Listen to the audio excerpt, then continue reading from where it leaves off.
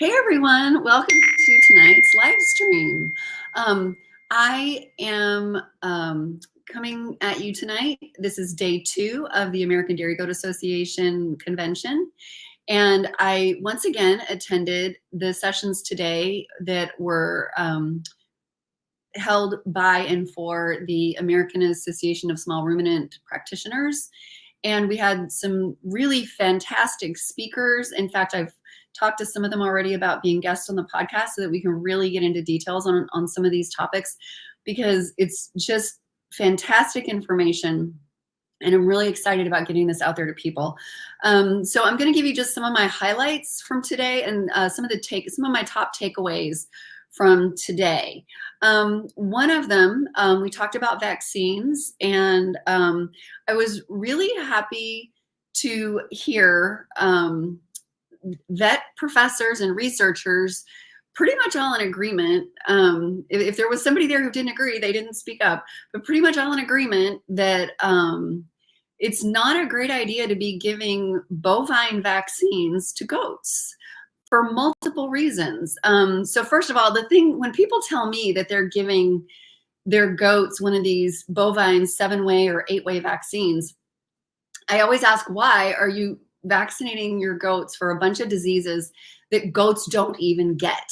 These are made for cows, and cows get most of those diseases, so goats don't. So and every vaccine, every injection carries some kind of a risk. So why would you put your goats at risk for a disease that they can't even get? And so it was very interesting about one of the things that I had never thought about is that because it does include, I think the CDT, the CD and T are in there, I think, in some of those, and that's why people do them, because they're like, oh, well, instead of giving the CDT, I'm just going to give this one that's got 7 or 8 things in it. So those CDT vaccines have been tested on sheep and goats and made for sheep and goats. The bovine vaccines have not. And one of the things that is really significant about that is the fact that goats' body temperature is higher than cows. And I don't know if people still say this. I know when I was growing up, we used to say, feed a fever, fight a cold, that, your body raises its temperature to fight something.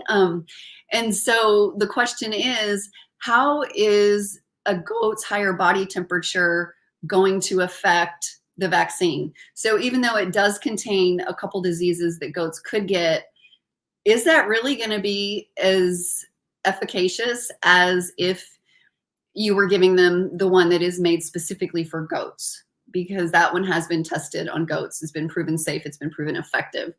So that is something to think about. Another one, which was really appropriate, somebody just asked me, because we posted something about Scrapie a couple days ago on Facebook, and about how other countries will not let us bring animals in there because the United States has not been certified Scrapie free. And they said, are we as strict in importing other animals? And I had not answered that yet. We need to answer that. Either I need to answer it or a team member needs to answer it. And talk about this video, because and what I learned today, because actually, yes, we are. We do not. There's a very short list of countries that we allow importation of goats and sheep because of Scrapie, and the list very short. And the other thing is that, and this probably will surprise people, is that there is a vet inspector at the airports when those shipments come in, to making sure that all the I's are dotted, T's are crossed. In fact, there was somebody there who's been one of those inspectors, and said that she actually did have to reject a shipment once because there were several things that were done incorrectly, and it was for semen, and the tank, like the semen tank, was not sealed, did not have the seal on it. So like once like even if you're just importing semen, not even live animals, if you're importing semen or embryos, that has to, the tank has to have been sealed and a lot of paperwork done and all that kind of stuff. And if any of that is not correct, then it's just going to be sent right back. So it's not just, I know a lot of people are probably surprised by this, because when you give somebody a buyer a health certificate to take an animal across state lines, there's not somebody sitting at the border of the next state waiting to see your papers for that animal. But that is not the case when they're flying in from another country, because they want to be very sure that we're not letting, not just scrapie, but there's other diseases too that could be let in. We had a talk today about bird flu, which the correct term for that is high pathogen avian influenza, or highly pathogenic or high pathogen. Everybody just says HPAI because it's a mouthful if you try to say the whole thing. So anyway, there have been cases in goats. Now, we heard both from the USDA today and also from a vet who worked on the case, the first case in Minnesota, which involved a number of animals. There have been a lot of cows who've had it, actually a lot more dairy cows that have had it. It is new in goats, but one of the things they noticed about it when it started to go through cow dairies, they said there was a vet in Texas who every time he would get to the dairy, he would all these cats would come running up to him. And one day he pulled up and there were no cats. And he asked everybody, hey, where are the cats? And they said that they had all died. So not only can cows and goats get avian influenza, but so can cats. In fact, they are pretty much the canaries in the coal mine. They seem to be very quickly infected and dead when they get it. So if you've got a bunch of barn cats and all of a sudden they start dying, you might want to know why. And the interesting thing about avian influenza is that if you wind up with goats that have it, it is going to be in their milk. And they're not really sure how long it can be in their milk, but it can be, they said they know at least a month. Another thing, let's see. And don't worry, sorry to fly, just don't worry about, you may have heard that if a flock of chickens or turkeys gets it or whatever, that they are completely depopulated as soon as possible, usually within 24 hours. That is because it is so pathogenic. It spreads in chicken poop just like wildfire. And the reality is all of those birds are going to die anyway. So it's really just taking them out of their misery and just ending it quickly before they shed any more of that virus in their poop. And so that is not the case with goats and cows and cats, however. So don't worry. I know sometimes people worry oh, I don't want anybody to know if my goats have this. They're not going to depopulate your goats or whatever, because goats don't spread it the way that chickens do. And they also may survive. And so that is good news. It hasn't been around long enough. I asked if they would be immune to it afterwards, and it hasn't been around long enough to really know. So we don't have an answer to that yet. That, if your goats get it and recover, how are they going to be immune to it in the future? Sorry, there's a fly. The next thing that we talked about was Q fever in humans, which is coccidiosis in goats. And I have done a podcast episode on that. It's been probably 2 or 3 years. I think I want to do it again, though, because I really learned a lot today about that. Is very interesting. And I don't have a whole lot to share with you about that one specifically.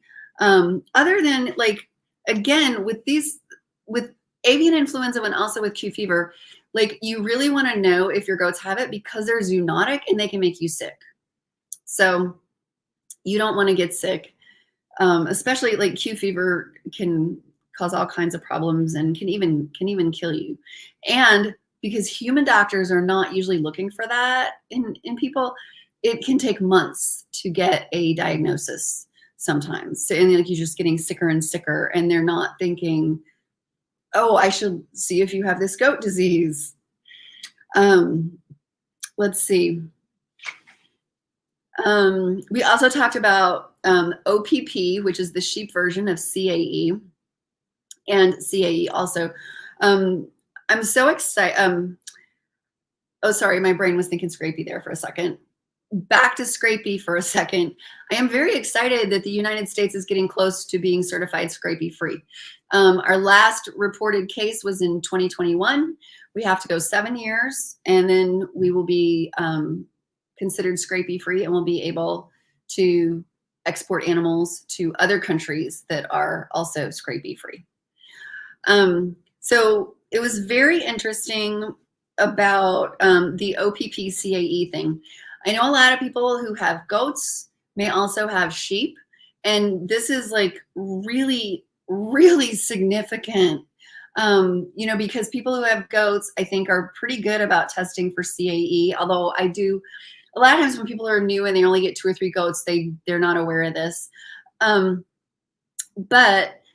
the thing I found interesting was that 45% of Midwestern sheep flocks are infected with OPP, which is the sheep version of it. So you really don't want to be commingling unless you're testing. Well, you should be testing, but in your sheep and goats, it's not great to commingle them anyway for multiple reasons, which I've addressed elsewhere. But so that was really interesting. I was very surprised that there was so much OPP in sheep, and that it definitely does, because the does are used don't make as much milk, and so the lambs don't gain as much weight. It winds up causing a lot of problems. A lot of the notes I took here were pretty technical and stuff, and I don't want to try to explain that. That's the kind of stuff that I want to do some podcasts on this and actually get some experts on to talk about it and get into the nitty-gritty of that.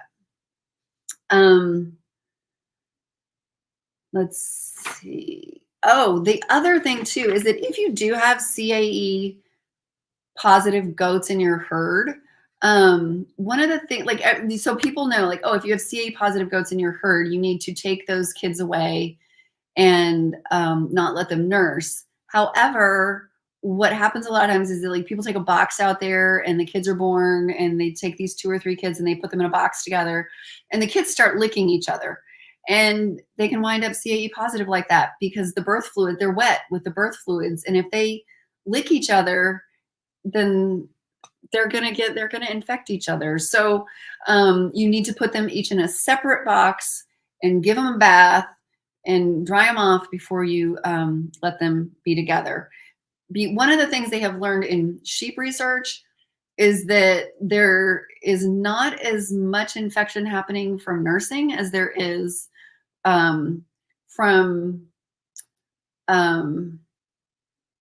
all my brain can think of right now is snot. I'm sorry. I'm like snot, aerosolized, nasal secretions. Y'all get the idea, right? So there's a lot of other things that in sheep, at least, the research that they've been doing recently shows that actually has been a much bigger problem in terms of the numbers getting that high in sheep. So we need to be cognizant of that. And, you know, this is why when you bring new animals onto your farm, when you quarantine them, you know, they need to be like 10 feet apart, and the farther the better, really. But you don't want them sharing a fence line. If they're sharing a fence line, that's not quarantine, you know, because you don't ever want them to get nose to nose, or they, you know, like within sneezing distance. So, and it was very interesting. Was that, I don't remember there was a vet in the audience who used to have a CAE positive herd, and he got them clean, but he said that he ultimately had to wind up keeping his CAE positive goats 150 feet away from the non-infected ones. So that 10 feet thing may not even be enough. And then that is, I'm just like, there's like a lot of statistics here and stuff. Yeah, so those are my top takeaways for today. Looking at tomorrow's schedule, I am pretty excited about some of the stuff happening tomorrow. There's one session that is called Is It Possible to Make Money as a Dairy Goat Farmer? A budgeting and profit analysis of 24 farms across the upper Midwest. I'm really looking forward to that one. I know it's possible. And because I've run the numbers, but I want to see what somebody else has to say.